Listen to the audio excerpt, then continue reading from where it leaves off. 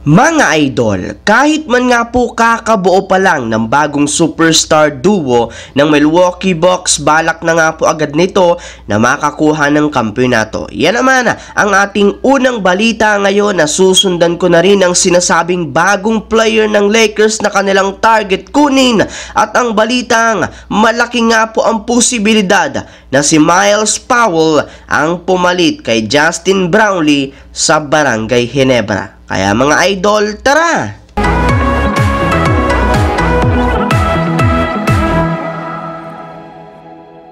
Ang videong ito mga idol ay hatid sa inyo ng Aurora Game, isang play-to-earn mobile app na kung saan pwede kang kumita habang nag-e-enjoy ka. Maraming mga games dito mga idol gaya ng Color Game na alam kong siguradong mananalo kayo. Dragon versus Tiger na simple lang, pipili ka lang kung Dragon ba o Tiger ang mananalo. Meron ding Toss a Coin na alam kong alam nyo na at marami pang iba. Sobrang dali lang mag-register, gamit lang ang iyong mobile number, hintayin ang verification code at gumawa ng password. Madali lang din mag-cash in at pag panalo, cash out agad gamit ang iyong GCash account. Kaya ano pang hinihintay nyo mga idol? Mag-download na at manalo. Nasa comment section ang link para makapagsimula na kayo. Naging matagumpay nga po mga idol ang unang pagsasama ng bagong superstar duo ng Milwaukee Bucks na sina Giannis Antetokounmpo at Damian Lillard. At dahil nga dyan, tunay nga talaga na magdodomina sila sa kanilang mga susunod na laban, especially sa Eastern Conference. Sa katunayan, mismong si Lillard na nga po ang nagsabi sa harap mismo ng media na plano nga talaga nilang makasungkit agad-agad ng kampeonato sa unang taon na pagsasama nila ni Giannis Antetokounmpo sa Milwaukee Bucks. Pero syempre, aminado rin naman ito, marami pa silang dapat ayusin sa kanilang mga ginagawang play sa loob ng court at makabuo ng mas matatag na chemistry.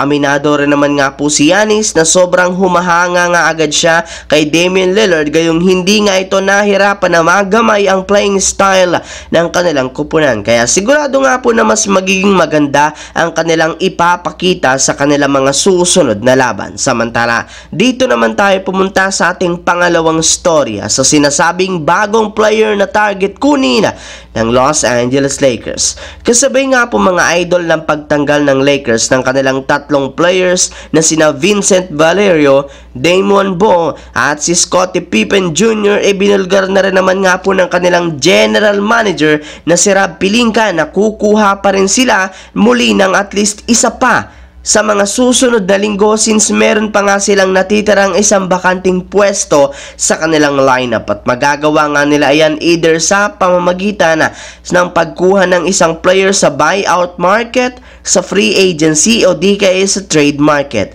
At isa nga po mga idol sa naipabalitang pwede nga po nilang kunin ay si Blake Griffin na hanggang ngayon available pa rin at handa pa rin mag-ambag ng malaki sa Los Angeles Lakers. Habang dito naman tayo dumako sa ating huling storya sa balitang malaki ang posibilidad at tsansa na si Myles Powell ang posibleng papalit kay Justin Brownlee sa Barangay Ginebra. Katulad nga po mga idol ng sinabi ni Sir Al Francis Chua, kasalukuyan na nga pong sumuko ang Barangay Ginebra sa kalagayan ni Justin Brownlee, gayong alam nga po nila kung ano ang magiging resultang muli ng confirmatory test nito, since parehong bagay rin naman ang gagamitin ng China. Kaya dahil dyan, naghahanap na nga po ang Ginebra ng bagong import na ipapalit nila sa kanya. At base nga po sa pinakahuling inilabas na balita ngayon, malaki nga daw po ayon sa mga fans ang posibilidad na ang dating import ng Bay Area Dragons na si Myles Powell ang gagamitin ngayon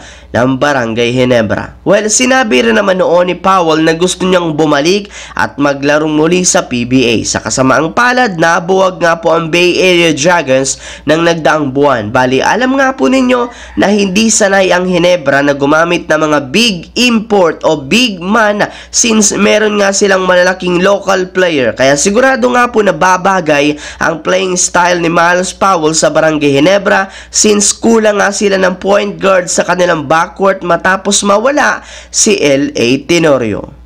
So yun lamang mga idol, ang ating bagong video na ating pinag-uusapan ngayon dito. Once again, this is your J-Zone TV. Don't forget to subscribe at syempre pindutin ang notification bell sa akin channel para lagi kayo maging updated at laging ma-notify sa mga videos na pinapalabas ko. Isang malaking shoutout sa lahat mga idol. Thanks for watching. Hopefully, nag-enjoy kayo ngayon.